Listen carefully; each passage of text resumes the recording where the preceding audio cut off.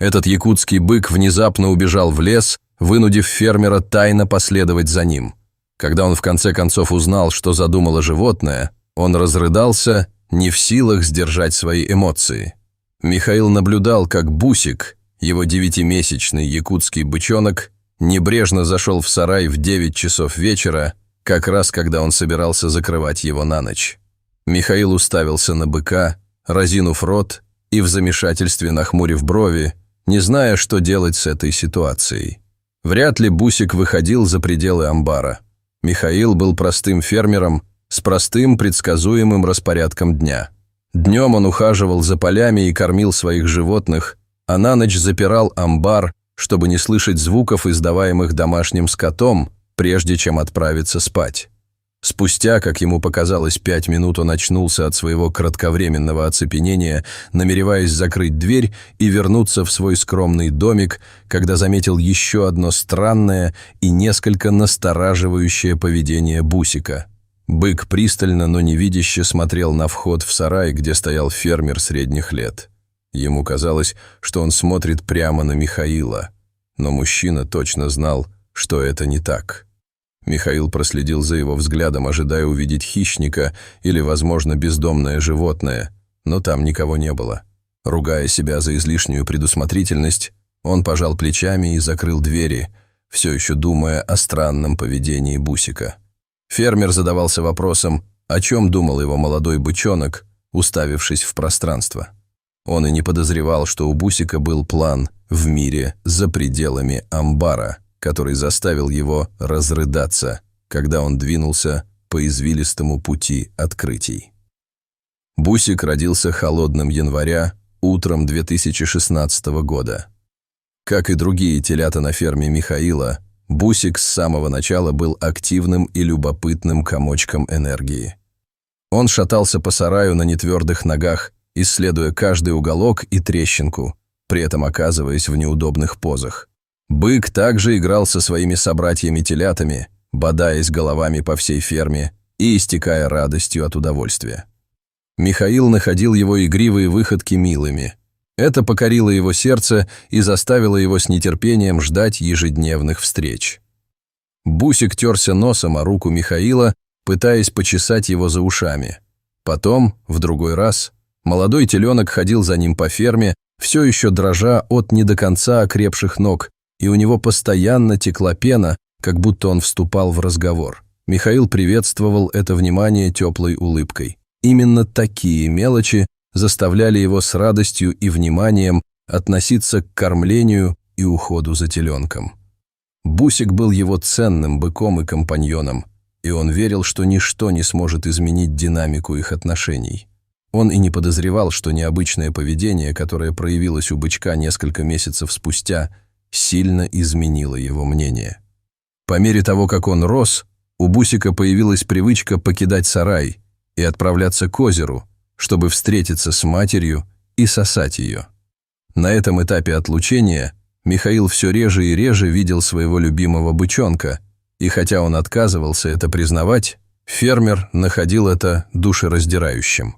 Он скучал по их общению и мечтал о том, чтобы бычонок появился на ферме. К сожалению, эти желания не сбылись через некоторое время. По мере того, как недели превращались в месяцы, Бусик привыкал к этому комфортному распорядку дня. Он проводил невообразимое количество времени у озера, которое находилось за пределами видимости Михаила с фермы, и часто возвращался вечером. По мере того, как это происходило, авантюрный дух Бусика усиливался, и бык предпочитал резвиться на солнышке и свежем воздухе в окрестностях озера вместо того, чтобы идти в сарай. Михаил наблюдал, как его любимое фермерское животное постепенно отдалялось от него. Когда Бусик не был на озере, он часами валялся на мягком сене и дремал.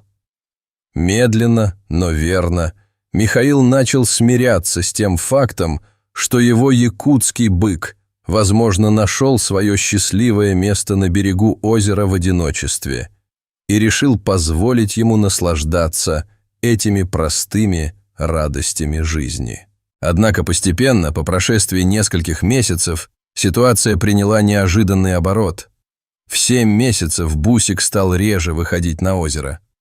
Казалось, что якутский бычок наконец-то преодолел стадию отлучения от груди и быстро переходил к следующему этапу своей жизни. Михаил просиял от гордости, осознав это. Его толстый друг-животное явно становился взрослым. Молодой фермер немедленно наполнил сарай огромными запасами соломы и сена, подготовив обширное пространство для одного из самых долгожителей. Как и ожидалось, Бусик снова проникся симпатией к амбару. Его прогулки за его пределы стали привычными, так как он полностью утратил интерес к внешнему миру. Казалось, что его авантюрный дух был укрощен, и он предпочел спокойную жизнь.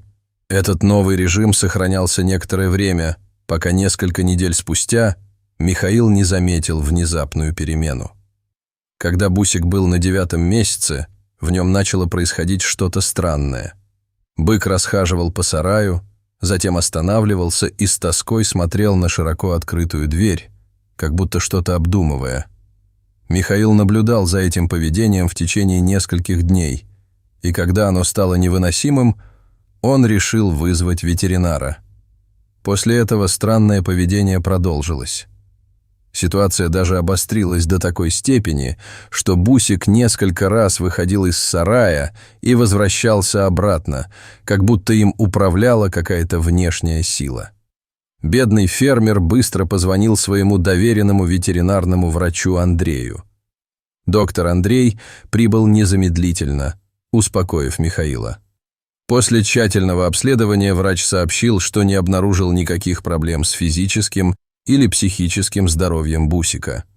«Он здоровый бык», — объявил доктор Андрей, успокаивая встревоженного Михаила. «Иногда животные просто становятся немного беспокойными». После этой оценки врач предложил Михаилу сменить кормление Бусика и провести дополнительные симуляции, чтобы посмотреть, поможет ли это справиться с его беспокойством. Михаил горячо закивал, готовый на все ради своего любимого бычка. Слова ветеринара мгновенно вселили в Михаила чувство легкости. В тот день он спал с надеждой, что нашел возможное решение странной проблемы Бусика. Однако только на следующей неделе он обнаружил, что, возможно, слишком рано расслабился. Михаил поступил так, как посоветовал врач. На рассвете фермер быстро сменил корм для Бусика и привел других животных на свою ферму, чтобы посмотреть, сможет ли это занять молодого бычка. В этом деревянном строении царило ощущение праздника, когда куры, козы и другие коровы сновали туда-сюда в бешенстве. Фермер средних лет надеялся, что бык каким-то образом ему подыграет. Однако Бусик оставался неподвижным и безразличным, лишь на мгновение задержав взгляд на других животных, прежде чем перевести его на вход в сарай.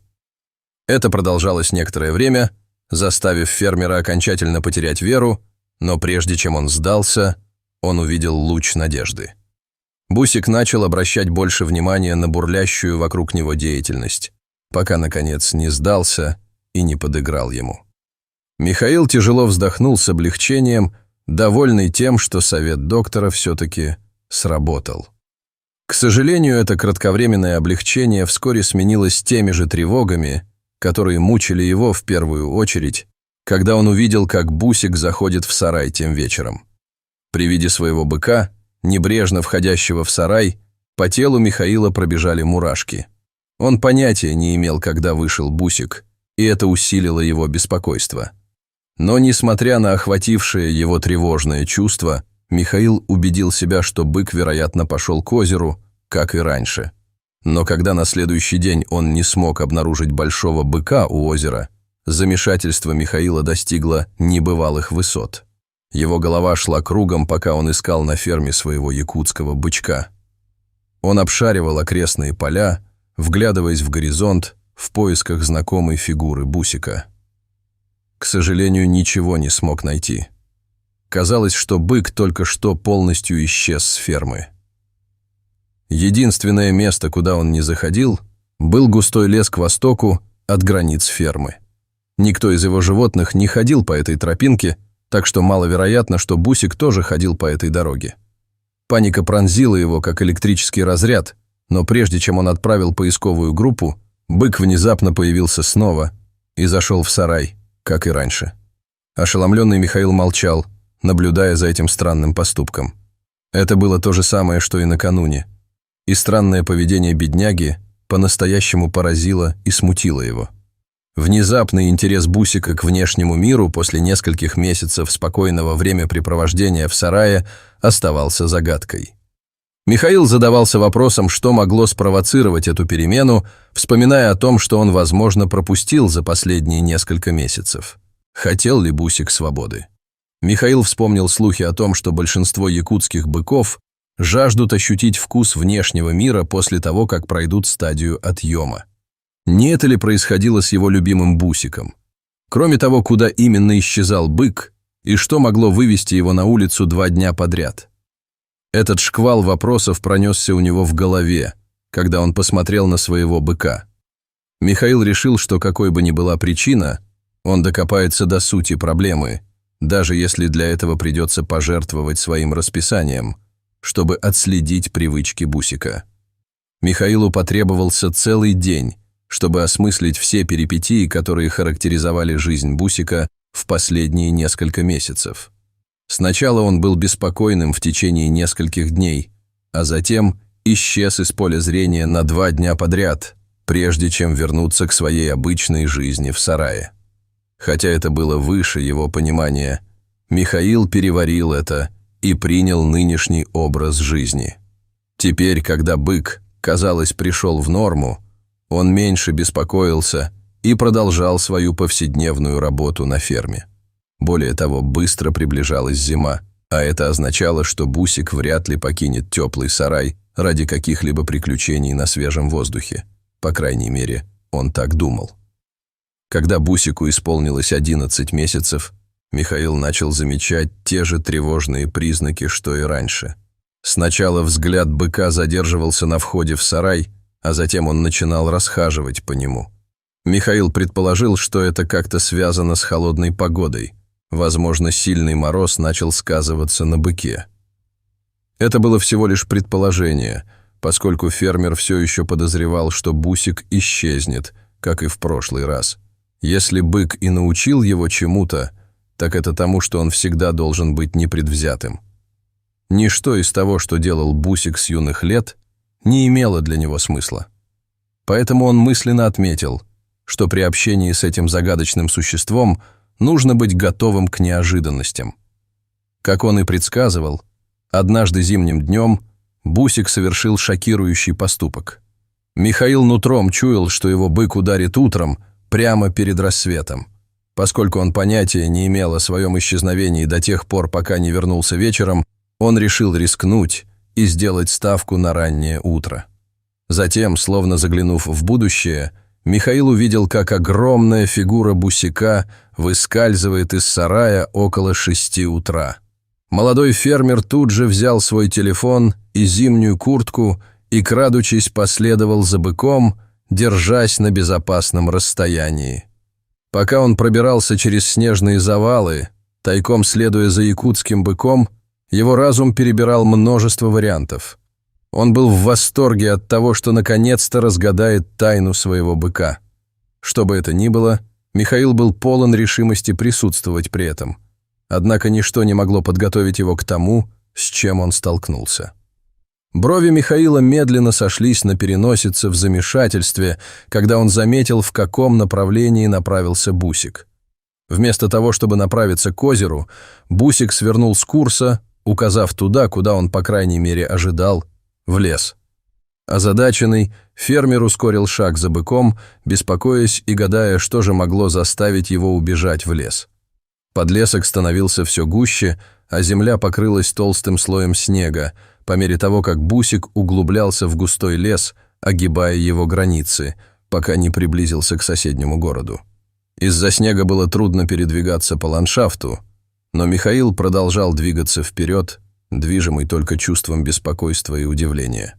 Что искал Бусик в лесу, и почему он был так решительно настроен добраться туда? Вопросы вертелись в голове Михаила, пока он продвигался вперед, не отрывая взгляда от фигуры Бусика, теперь укрытой снежным покровом. Наконец бык остановился, и сердце Михаила учащенно забилось в предвкушении того, что должно было произойти.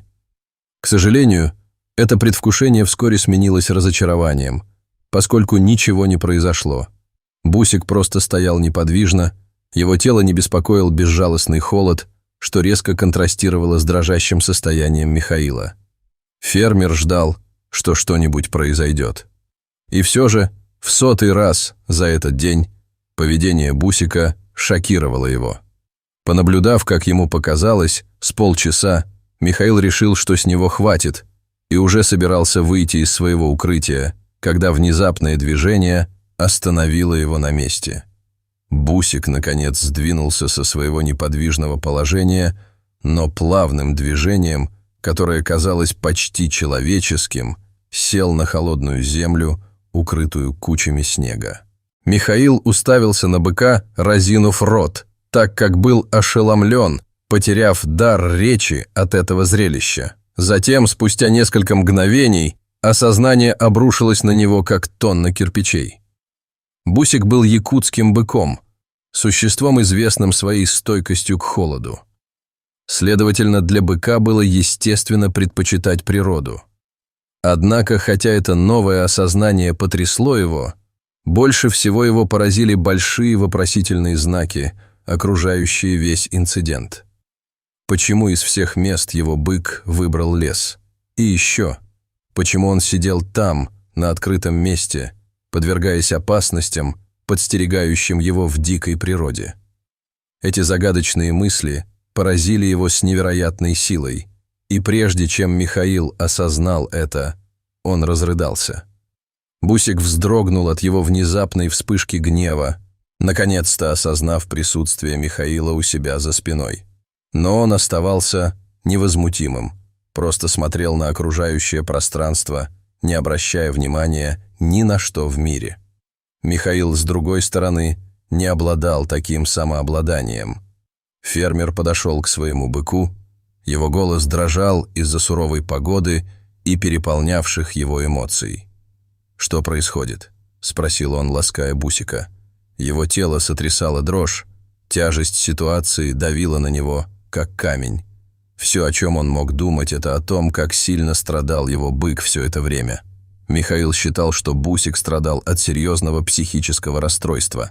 Он видел, как нечто подобное случилось с коровой его друга, у которой был редкий случай коровьего бешенства, из-за которого она забрела слишком далеко к краю канавы и упала в нее. Михаил знал, что он не врач, но странное поведение, которое он наблюдал у Бусика в последние несколько месяцев, казалось ему тревожным признаком, указывающим на возможное ухудшение психического здоровья. Фермер знал, что быки могут переносить холодную погоду, когда температура превышает 60 градусов. Однако температура в тот момент была минус 20 градусов, но Бусик оставался невозмутимым, чувствуя себя комфортно, когда его тело покрывало все больше снега. Михаил подошел поближе к своему быку, пытаясь уговорить его вернуться в теплый сарай. Но Бусика было не переубедить. Казалось, он чувствовал себя более спокойно в своем положении. Обезумевший фермер попытался позвать на помощь, но его надежды рухнули из-за отсутствия связи на телефоне. Не имея другого выхода, Михаил побежал домой, сразу же подошел к телефону и позвонил ветеринару. Доктор Андрей прибыл через несколько минут и оценил ситуацию. Как и Михаил, Андрей не знал, что делать в сложившейся ситуации. Ветеринар провел несколько телефонных консультаций со своими коллегами в поисках ответов, и именно тогда он обнаружил нечто совершенно шокирующее. Михаил узнал, что Бусик, будучи якутским быком, от природы был холодостойким. Однако, что сделало его ситуацию странной, так это то, как он отправился в лес. Друг доктора Андрея, эксперт-психолог по животным, объяснил, что, вероятно, Бусик, будучи любителем приключений, жаждал побыть на свежем воздухе. Но видя, что он не может уйти слишком далеко, рискуя столкнуться с дикими животными, он старался держаться поближе к соседним городам. Эта новость вызвала у Михаила бурю эмоций. Хотя он и убедился, что Бусик не страдает психически, это также стало для него озарением. Его любимый бычонок жаждал свободы, но был слишком осторожен, чтобы наслаждаться ею в полной мере. Чтобы решить эту проблему, Михаил приступил к работе после того, как в январе следующего года Бусику исполнился год. Молодой фермер построил для Бусика специальный вольер, который позволял бы ему свободно передвигаться, обеспечивая при этом его безопасность. Вольер был просто продолжением фермы за пределами леса, предлагая те же условия, о которых мечтал бык. Он даже усовершенствовал его, спроектировав так, чтобы оно имитировало естественную среду обитания быка, предоставив достаточно места для выпаса и исследований. Благодаря этому новому изобретению Михаил смог с пользой провести время с Бусиком, укрепив доверие и связь, которую время и недопонимание отняли у них в прошлом году. Шло время, Бусик преуспевал в своей новой среде, и Михаил наблюдал за этим с огромным чувством гордости и удовлетворения. Заглянув в глаза Бусика, он увидел глубокую благодарность и удовлетворенность. Его драгоценный бык обрел свободу, и Михаилу нравилось, сколько спокойствия приносил ему один единственный регулярный процесс создания прочного дома. Испытывая все большее облегчение, он продолжал проживать каждый день с Бусиком, укрепляя их отношения, создавая связь, которая сохранилась на всю жизнь. Какая трогательная история! Что вы думаете о странном поведении Бусика? Что бы вы сделали, если бы ваш питомец вел себя подобным образом? Оставьте ответ в комментариях ниже.